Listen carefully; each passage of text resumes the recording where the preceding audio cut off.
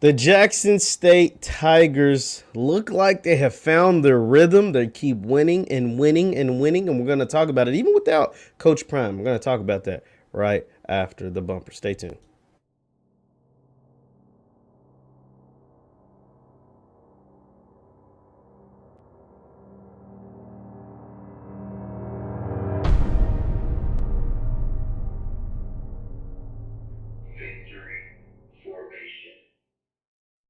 Good people. Jeff Lightsy Jr. here with the Black Boss channel and Victor Formation. Thank you guys for tuning in.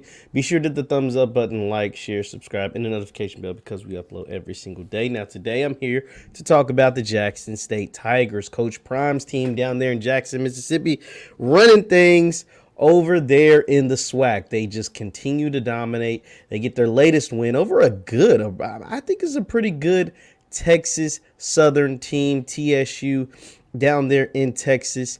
And Jackson State got a nice win, 41-21, thanks to some great play by their quarterback, Deion Sanders. 25 completions, 300 yards, 3 touchdowns, 0 picks, only got sacked one time. The running game came to play, 223 yards rushing, 104 by Peyton Pickett, who had 2 touchdowns, another 94 yards rushing by J.D. Martin, who had a 51-yard long run touchdown and a touchdown of his own. Santi Marshall did get some light work. He added 16 on the ground for 223 yards. Keith Corbin continues to establish himself as the go-to target for Deion Sanders. Keith Corbin continues to register yards after yard after yard, just big play after big play. Mr. Reliable, but Mr. Touchdown is Malachi Wideman, who added 2 more touchdowns on the year in this game. I mean, just throw the ball up to Malachi at 6'4". He's going to make some plays for sure. Now, I'm saying all of these things to tell you about what's taking place with Jackson State. I want to run through some of the stats, though, on the year. I mean, Deion Sanders, man, he is just having one heck of a year. He's completing 67% of his passes. He's got 23 touchdowns through the air. He's just dominating all SWAC defenses and receiving. The guys that I really, like I said, Keith Corbin leads the team with, let's see, with 685 yards on the year. Malachi Wideman right behind him with 401 yards receiving, but he has 9 touchdowns. That's the thing. Malachi Wideman is Mr. Get Me a Touchdown all the way. So here's the thing. So Coach Prime has missed the last 3 games due to his foot surgery. So for those of you who don't know, Coach Prime, Deion Sanders, had foot surgery. You know, he's had bad feet for a long time after, playing all those years, Hall of Fame career, both in college and in the NFL. And, it took a toll on his body, took a toll on his feet. And so he recently had foot surgery. After the surgery, he was actually back pretty quick. He was riding around on his motorcycle, riding around on his scooter, doing all that. But the recovery wasn't going the way it needed to go. So the doctors, it sounds like they told him to stay home. And he's been at home over the last several weeks.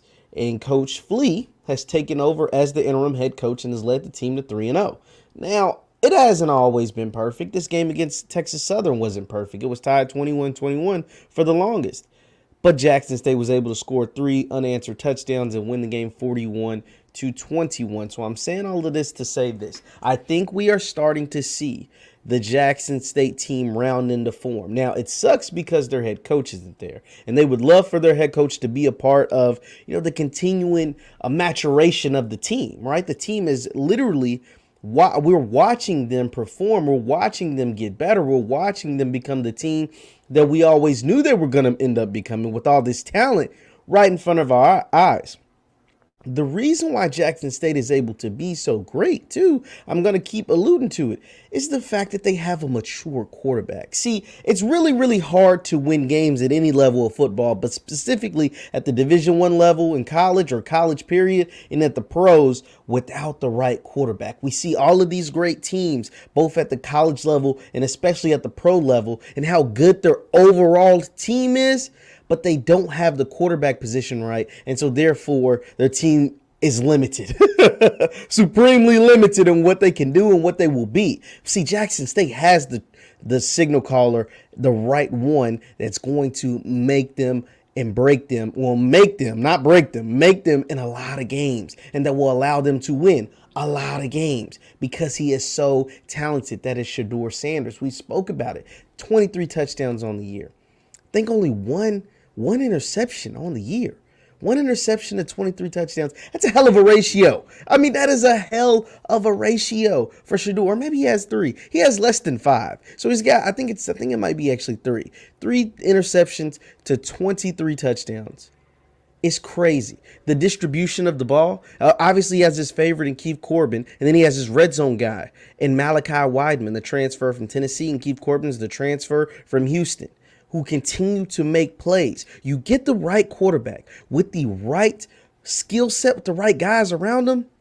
This team, I mean, it's hard to beat a team. It's hard to stop an offense from scoring. Now, their offensive line, I like the offensive line, and it only gave up 1 sack in this game, but the pressure, especially, I didn't do a review after the Mississippi State game, but in the Mississippi Valley State game, not Mississippi State, Mississippi Valley State, sorry about that. At the Mississippi Valley State was able to get some pressure. Mississippi Valley State made some plays against Shedeur. They made some plays against this Jackson State offense. They sacked him twice, and they were in his face a number of times. Now, that Jackson State defense is nasty, led by James Houston, who I think should be SWAC Defensive Player of the Year, by the way, but that's just me. But this team is really, really good. This team, they have 2 SWAC games left. They have a game against Southern, which will be a whiteout at home. And they have 2 home games left. This is the end of their season. 2 home games left against Southern and their senior day against Alcorn. Though these are going to be 2 must-win games. These are going to be 2 games that will tell people. Now, we already kind of know obviously we know where the program is going. And with more success comes more chatter. I'm hearing TCU with Coach Prime. We heard USC at one point. Reggie Bush brought it up with Coach Prime. But TCU, because Coach Prime has a house down in that Dallas-Fort Worth area. He lives down in that Dallas-Fort Worth area. The TCU chatter is going to get loud. But with these 2 games, especially if they don't have their head coach, these 2 games will tell us a lot about how far the program already is.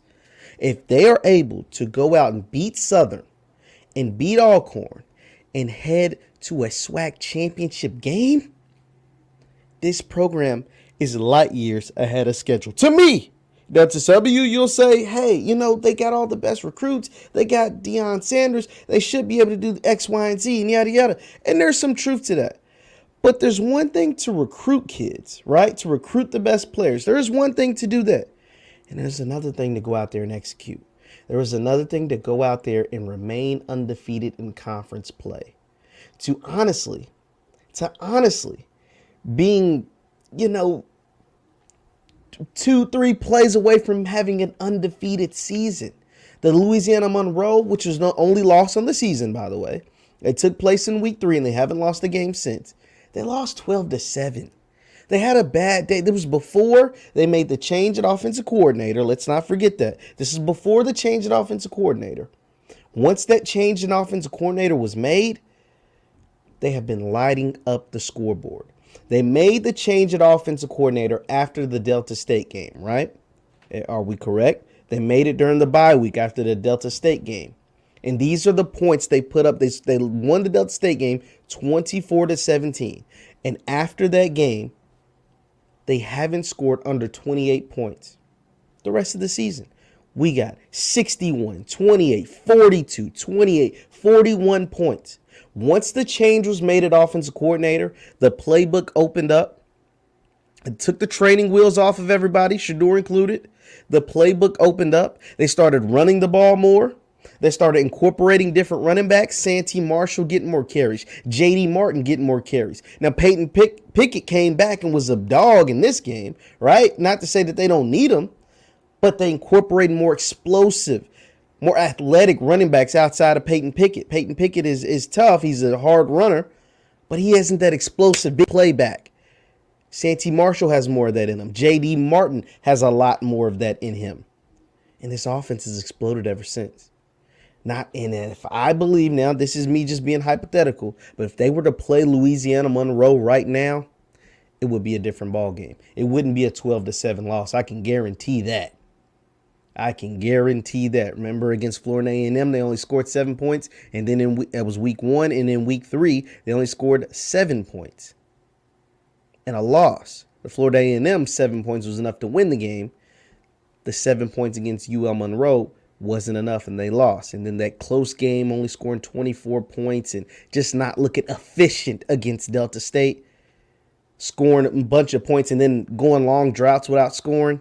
That's when the offensive change was made. And it's been made for the benefit. I really like what Jackson State's got going on. I really think Jackson State should win the SWAC championship and should be headed to a Celebration Bowl. But let me not get ahead of myself because they still have to beat Southern.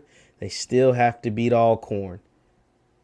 Because this is the revenge tour. Remember, all of these teams they lost to during the spring. They lost to Southern. They didn't play Alcorn, but Alcorn felt like they were the best SWAC team. They didn't play in the spring, but they lost to Southern, and they need to go and beat them. They lost to Alabama State. They beat them 28-7. They lost to Alabama A&M, who won the spring championship, and they beat them on their homecoming 61-15. So now it's time to check every list, check every box off that list with the Southern game this week. Let me know your thoughts in the chat. Let me know your thoughts in the comments on Jackson State versus Southern this week in Baton Rouge. Actually, I said it was at home. It's actually at Baton Rouge, at Southern in Baton Rouge. Let me know your thoughts. And that game will be on ESPN3, so it shouldn't be too bad to find like some of these other games. But ESPN3 is the place to go for the Jackson State at Southern this week. Let me know your thoughts in the chat and a prediction in the chat and in the comments. Thank you. My name is Jeff Lightsy Jr. with the Black Boss Channel and Victory Formation. I'll see you guys next time. Oh, you can follow me at JLightsy7. On Twitter and Instagram, it's at JLightsy7. And on Facebook, it's Jeff Lightsy Sports. I'll see you guys next time. Peace.